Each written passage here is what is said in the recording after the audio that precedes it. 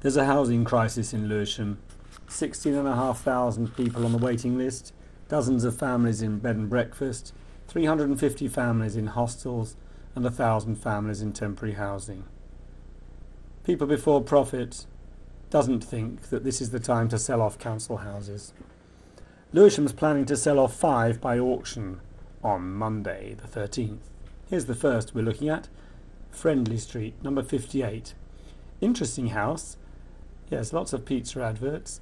Hardly anything's been done to it since the Second World War. There's still a bath in the kitchen. The floor's a bit bouncy, needs something doing with the joists. We've occupied it. We've got people staying in there. Here's Victoria. And yes, there's the kitchen, fed by the gas geyser. Hasn't been modernised at all. There's even the Anderson shelter out in the back garden there. But that doesn't mean that it isn't suitable for a family to live in. Sure, there's modern standards about what a house should have, bathrooms, double glazing and all that. But with this kind of housing emergency, I know many families that would be keen to move in here, start paying the rent, and the refurbishment could go on around them.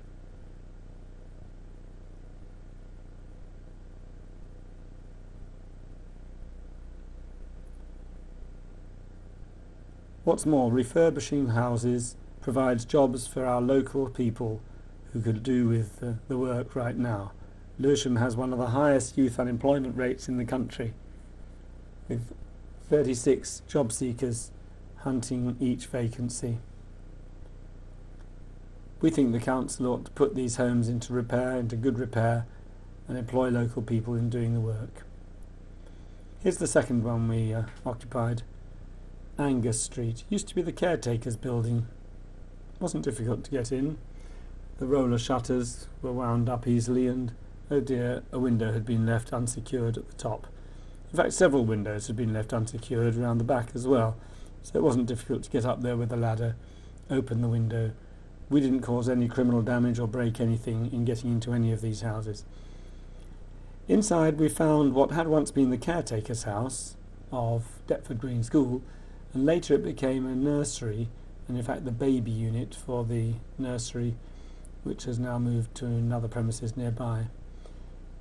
This house could be lived in right now.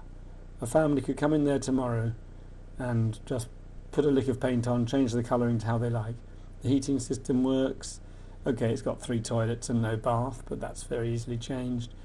And while people are being kept in hostel accommodation or unsuitable accommodation, we think it's completely wrong that the council should be considering selling off homes like this, which require no investment at all. Here's 61 Lampmead Road in Lee Green.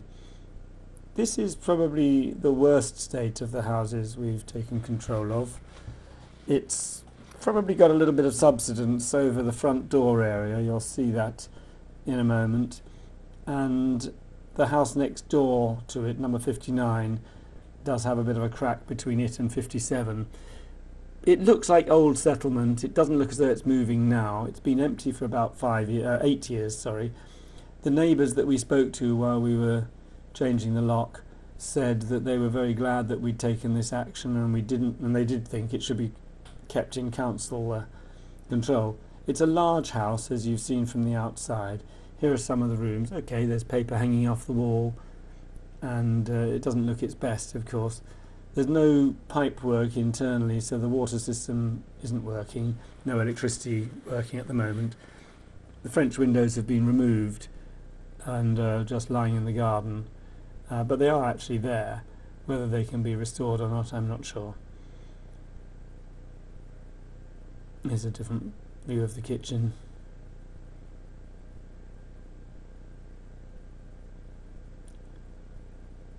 The council says that it costs £40,000 to repair these houses, each one. That might be true in this case of Lampmead, but it costs £40,000 to keep a family in bed and breakfast for 1 year. So if you spent £40,000 on this house and £40,000 on the family, and say it took a year to refurbish, then by 3 years' time you'd have actually been in profit on that. Here's 81 Etta Street. Here's the advert in the catalogue from Savill, the auctioneers, lot 85. This one is also a largish Victorian house, better condition than Lampmead. Here you see one of our activists who's staying here on the first night we took it, and there's the kitchen area. There is electricity working in the building. There seems to be a perfectly good central heating system, but we can't get to the boiler at the moment. There's a bit of ceiling missing there. Once again, oh, and this is the basement area, which the photos don't do it justice, but it's quite a large basement area. Oh, I might have got that photo twisted the wrong way, I think, with a bar in it. Lots of rats down there as well. Some of the gaudy coloured bedrooms, not to my taste, but you never know. All the toilet facilities and basin and bath are working here, though obviously only cold water at the moment until we get the boiler going. So this is another house where we think a family could move in here relatively quickly. It needs tarting up, it needs a bit of improvement, but you know, what do you want when you're homeless? You want somewhere with a roof over your head, a safe front door to close behind you, and somewhere you can call home, not be moved from hostel to hostel or to be in unsuitable accommodation. We're hoping that this extra pressure that we've put on by occupying these houses will mean that they have to be withdrawn from the auction sale tomorrow, and we are adding our weight to those councillors who've already said that these houses should not be sold off. We need them in Lewisham's housing stock. Of course, we'd also like Lewisham to start building new houses. This is the 5th house. Unfortunately, I haven't taken any photos. I was running out of light. It's been quite a busy weekend. 128 Albin Street, a beautiful Regency house. Here are the ways you can help. If you could ring the Mayor's office or send him an email saying your view on it, or if you've got time after seeing this video to still get up to the auction at the Royal Garden Hotel on Monday morning, do that. Get in touch with People Before Profit.